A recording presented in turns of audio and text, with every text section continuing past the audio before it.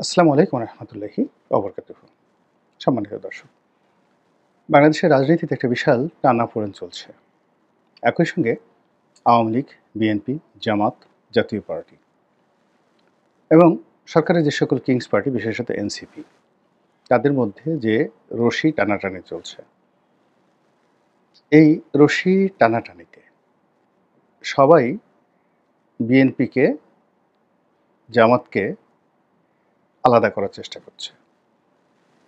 ২ নম্বর হলো, সবাই আওয়ামী লীগকে টুকরো টুকরো করে, যে যার মতো করে তাদের পক্ষে আওয়ামী লীগের নেতাকর্মী, আওয়ামী লীগের সহায় সম্পত্তি, এগুলো নিয়ে নিজেদের পাল্লা ভারী করার জন্য চেষ্টা করছে। বিশেষ করে ৩টে রাজনৈতিক দল, এনসিপি, তারপর বিএনপি এবং জামাত।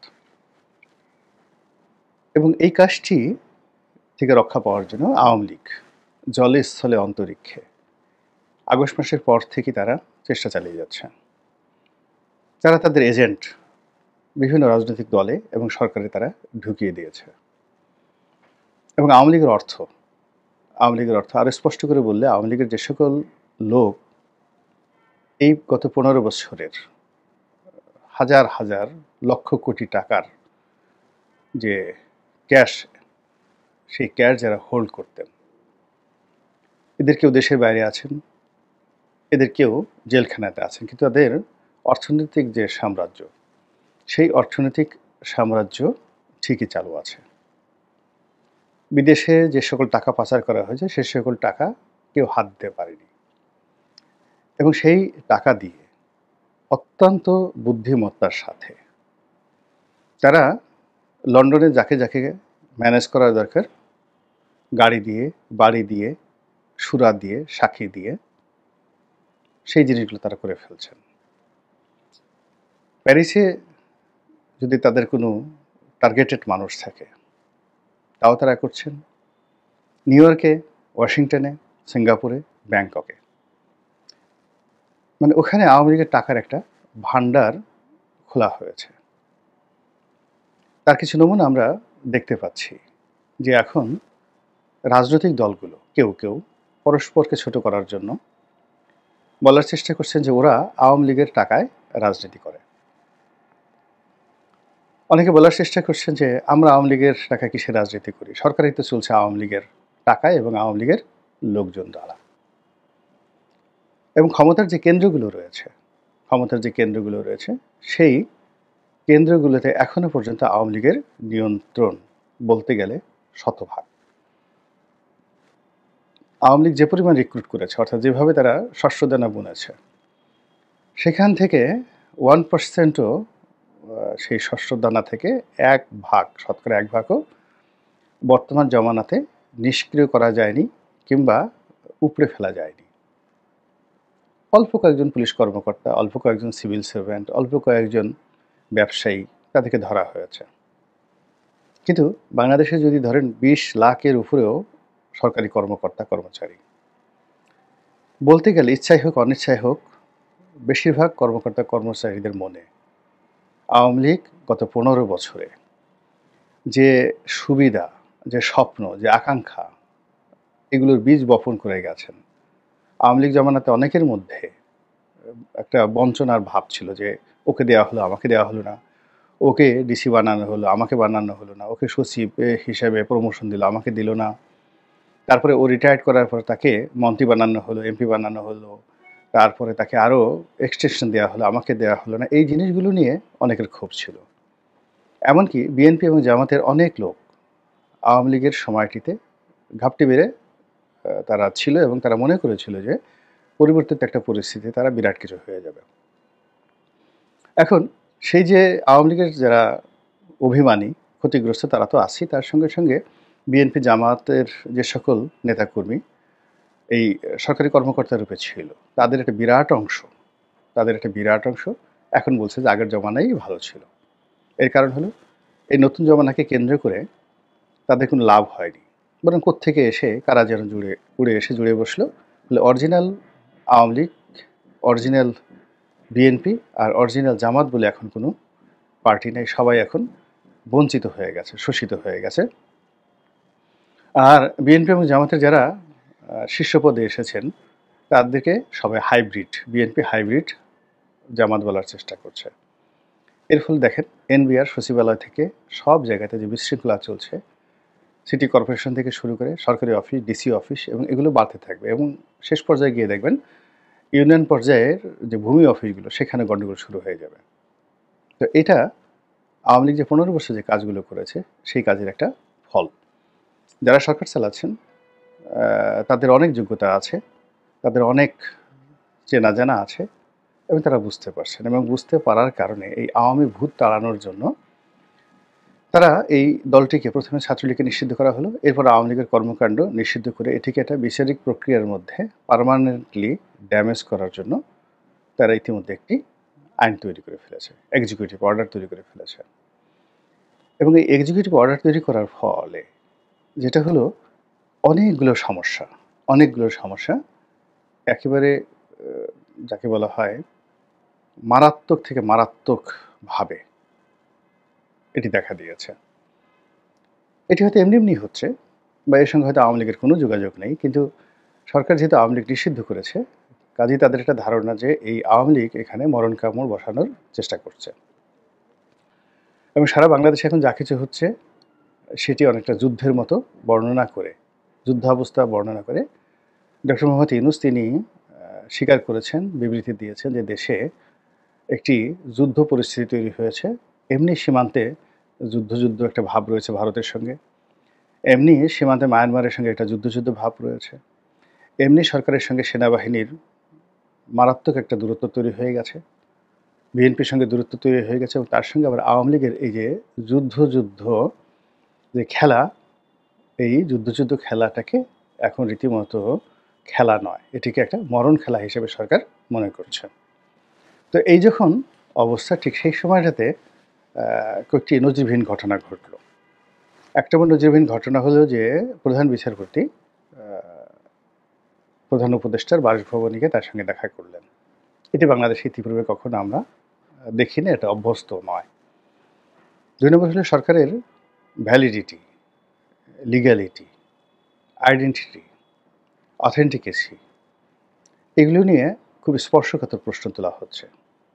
সরকারকে জনগণের সমর্থিত একটি সরকার বা এই সরকারকে গণঅভ্যুত্থানের ফসল বা একটি বিপ্লবের ফসল হিসেবে যতই বড় গলায় পরিচয় করিয়ে দেওয়া হোক না কেন, সরকারের যারা কর্তা ব্যক্তি তারা এখানে দুটো বিষয় বলার চেষ্টা করছেন।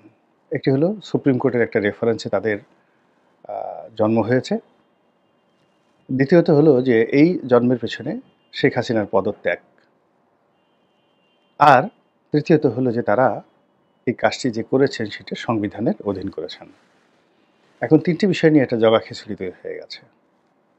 প্রথমত, সংবিধানের কোন ধারা বলে কিভাবে এই কাজটি হয়েছে। দ্বিতীয়ত হলো যে সংবিধান সমন্বয় রক্ষা করতে গিয়ে তারা যেভাবে শপথ নিয়েছেন, যেভাবে রাষ্ট্রপতির অধীনে তারা শপথ গ্রহণ করেছেন, এবং এই শপথ গ্রহণ করে তারা যেভাবে রাষ্ট্রপতির কাছে দায়বদ্ধ থাকবেন রাষ্ট্রীয় প্রোটোকলে, সেই জিনিসটা তারা করছেন, অর্থাৎ নিজেরা এই সংবিধান তারা অবমাননা করে চলেছেন। 2 নম্বর হলো যে শেখ হাসিনা তার প্রধানমন্ত্রীর পদ থেকে পদত্যাগ করেছেন, এই কথাটা কেবলই একটা কাগজে বাগ হয়ে আছে। সেই পদত্যাগপত্র কোথায়? সেই পদত্যাগপত্র বঙ্গভবনে নেই। এই বিষয়ে যখন জনাব শাহাবুদ্দিন চুপ্পু তার একটি একান্ত সাক্ষাৎকারে মানবজমিনের সম্পাদক জনাব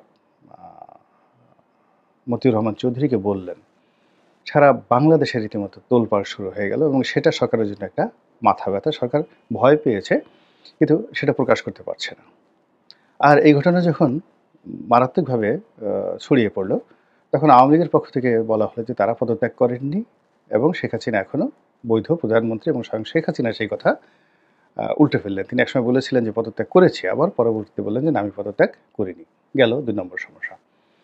3 নম্বর সমস্যা হলো এই যে সুপ্রিম কোর্টের যে ফুল বেঞ্চ রেফারেন্স, অর্থাৎ অ্যাপিলেট ডিভিশনের ফুল কোর্ট রেফারেন্সে সরকারকে বৈধতা দেওয়া হয়েছে যে দেশের একটা জরুরি অবস্থায় বা দেশের প্রয়োজনে এরকম একটা অন্তর্বর্তীকালীন সরকার হতে পারে।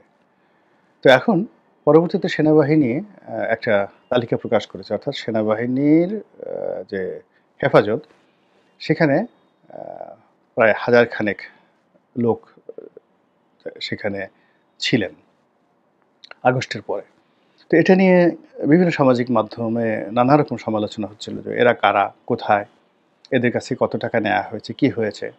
তো এর প্রেক্ষিতে সেনাবাহিনী একটা পূর্ণাঙ্গ তালিকা প্রকাশ করেছে এবং দেখা গেল যে যাদের তালিকা প্রকাশ করা হয়েছে এদের একটা বিরাট অংশই গ্রেপ্তার হয়েছে, অল্প কিছু ২-১ জন হয়তো দেশের বাইরে গেছে।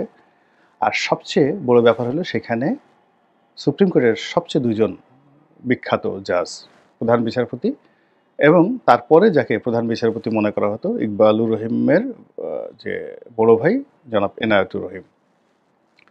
তো আপিলের ডিভিশনের শীর্ষ বিচারপতি এনায়েতুর রহিম, কল্পনা করা হতো যে বর্তমান মানে সাবেক যে প্রধান বিচারপতি তারপরেই যিনি বিচারপতি হবেন, প্রধান বিচারপতি হবেন তিনি।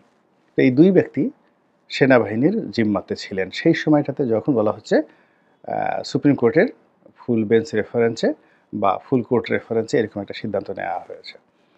এখন বক্তব্যটা হলো যে তারা ২ জন সেখানে ছিলেন, বাকি বিচারপতিরা কোথায় ছিলেন, তো সেখানে স্বাক্ষর হয়েছে কিনা, এরকম কোনো ভার্চুয়াল বৈঠক হয়েছে কিনা, যদি ভার্চুয়াল বৈঠক ছাড়া তো এটা সম্ভব নয়, অথবা সেখানে কোনো কোর্ট বসেছিল কিনা, এটা কি ক্যান্টনমেন্টে কোর্ট বসেছিল নাকি এটা মানে ক্যান্টনমেন্টের তত্ত্বাবধানে সেনাবাহিনী ওই ২ বিচারপতিকে সুপ্রিম কোর্টে নিয়ে এসেছিলেন, সেটা কি দিনে বা রাতে নাকি আদৌ কোনো কিছু হয়নি, নাকি পুরো ঘটনাটাই একটা মানে এটা আমরা কল্পনাই করতে পারছি না। এরকম যখন আলোচনা প্রবল থেকে প্রবলতর, তখন সরকারের ভিত একদম রীতিমতো নাড়িয়ে দিয়েছে। আর যখন সরকারের ভিত নাড়িয়ে দিয়েছে ঠিক সেই সময়টিতে প্রধান বিচারপতি তার সঙ্গে এসে দেখা করছেন। তো এগুলো নিয়ে পুরো যে সরকার ব্যবস্থা, প্রশাসন এবং সরকারের যে উচ্চ মহল, দেশি এবং বিদেশি যারা মদতদাতা রয়েছেন, সকলের মধ্যে রীতিমতো কম্পন শুরু হয়ে গেছে। অন্ধভাবে যারা সরকারকে সমর্থন দিতেন এবং সরকারের পক্ষে নানা রকম যুক্তি তর্ক উপস্থাপন করতেন এবং সরকারের দীর্ঘায়ু কামনা করতেন, তারাও অনেকটা চুপসে গেছেন। এখন যে অবস্থা চলছে, আজকে আমি যখন এই ভিডিওটি করছি মঙ্গলবার দিন, তো মে মাসের ২৭ তারিখে, তো আজকের দিনের এই ঢাকা শহরে যে ঘটনা ঘটছে তাতে বাংলাদেশে যে একটা সরকার আছে এটা মনে হচ্ছে না। সেনাবাহিনী স্বতন্ত্রভাবে আইন শৃঙ্খলা রক্ষা করার জন্য চেষ্টা করছে এবং ২ জন খুব শীর্ষ সন্ত্রাসীকে তারা ধরেছে। একজন সুব্রত বাইন আর একজন হলো মোল্লা মাসুদ। এবং এই মুহূর্তে এই ২ জনকে ধরেছেন এবং আরও ৪-৫ জন আছেন এবং এদের যে স্বীকারোক্তি এই সময়টাতে তাদেরকে কিভাবে ছাড়া হলো এবং তারা সেনাবাহিনীর কাছে যে স্বীকারোক্তি দেবে এবং এই গত কয়েক মাসে যে সকল ঘটনা ঢাকা শহরে ঘটেছে আন্ডারওয়ার্ল্ডে এবং সেখানে যে সকল লেনদেন হয়েছে, যে সকল ঘটনাগুলো ঘটেছে, সেগুলোর সঙ্গে অনেক রাজনৈতিক নেতৃবৃন্দের বর্তমান এবং সাবেক সংযোগ রয়েছে এবং তারা কাদের পক্ষ হয়ে কোন জায়গায় কী কাজ করেছেন সেই কথাগুলো যখন সেনাবাহিনীর কাছে তারা স্বীকারোক্তিমূলক জবানবন্দি দেবেন, তা অনেকের জন্য মরণ ফাঁদ হয়ে যাবে, রীতিমতো মরণ ফাঁদ হয়ে যাবে। তো এই সকল যে উত্তেজনাকর অবস্থা, সেই উত্তেজনাকর অবস্থা থেকে যদি রক্ষা পেতে হয় সরকারকে একটা নাটক করতে হবে, নির্মম নাটক করতে হবে এবং সেই নির্মম নাটক করার জন্য বলির পাঠা লাগবে এবং সেই বলির পাঠা আওয়ামী লীগকে বানাতে হবে এবং আওয়ামী লীগের সেই শীর্ষ কয়েকজন যারা নেতৃবৃন্দ এখন যারা বন্দি অবস্থায় রয়েছেন তাদেরকে যদি ফাঁসির কাস্টে ঝুলানোর জন্য ব্যবস্থা নেওয়া হয় কিংবা এরকম একটা ভাইব বা হাইপ তোলা হয়, যেভাবে কাদের মোল্লার ফাঁসি চাই, কাদের মোল্লার ফাঁসি চাই, এরকম ঘটনা ঘটানো হয়েছিল। তো ওইরকম যদি করা হয় এবং বেশ কয়েকজনকে যদি খুব দ্রুত ঝুলিয়ে দেওয়ার ব্যবস্থা করা যায়, যে কোনোভাবে ঝুলিয়ে দেওয়ার ব্যবস্থা করা যায়, তাহলে দেখা যাচ্ছে এটা সরকারের জন্য একটা রক্ষা কবচ হলেও হতে পারে।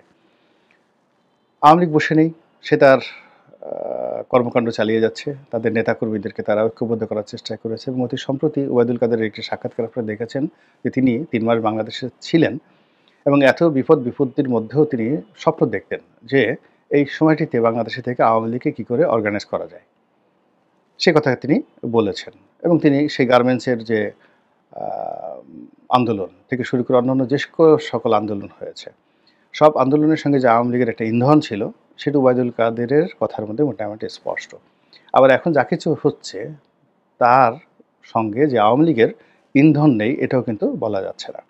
তো কাজেই এই যে একটা কমপ্লেক্স জটিল যে অবস্থা, সেই জটিল অবস্থা থেকে যদি সরকারকে রক্ষা পেতে হয় তাহলে তাকে চমকপ্রদ কোনো একটা জিনিস করতে হবে, এবং এই চমকপ্রদ কাজ করতে গিয়ে তারা যদি আওয়ামী লীগের উপর, যারা বিশেষত এই মুহূর্তে তাদের কেপ্টে রয়েছে, তাদের উপর যদি বজ্রঘাতের মতো কোনো অভিঘাত তারা দেওয়ার চেষ্টা করেন এবং তারা মনে করেন যে এই জিনিসগুলো করলে তাদের যাত্রাপথ মসৃণ হবে, জনগণ তাদেরকে তালি দেবে, বাহাবা দেবে, তাহলে হয়তো তারা সেই দিকেই এগোবেন। আর এর ফলে আওয়ামী লীগ মারাত্মকভাবে বিপর্যয়ের মধ্যে পড়বে, মানসিক অশান্তির মধ্যে পড়বে। বাংলাদেশে যারা আছেন তারা আরও ভীত সন্ত্রস্ত হয়ে হবেন এবং অনেকে এই দেশ ছেড়ে পালিয়ে যাওয়ার চেষ্টা করবেন। ভবিষ্যৎ সম্পর্কে মহান আল্লাহ রব্বুল আলামিন জানেন। এদেশের একজন সাধারণ নাগরিক হিসেবে শুধু আল্লাহর কাছে প্রার্থনা যে এই দেশটি এখন তোমার বান্দাদের হাতে আর নেই। আল্লাহ, তুমি তোমার আপন কর্তৃত্ব বলে তোমার রহমত এবং বরকত দ্বারা আমাদেরকে রক্ষা করো, উদ্ধার করো এবং আমাদেরকে এমন এক নেতৃত্ব দান করো যার অধীন তোমার এই 18 কোটি বান্দা আমরা যেন তোমার আনুগত্য করতে পারি, তোমার শুকর গুজার করতে পারি এবং এই দুনিয়াতে যে উদ্দেশ্যে আমাদেরকে পাঠিয়েছ সেই উদ্দেশ্য আমরা হাসিল করতে পারি। আসসালামু আলাইকুম ওয়া রাহমাতুল্লাহি ওয়া বারাকাতুহু।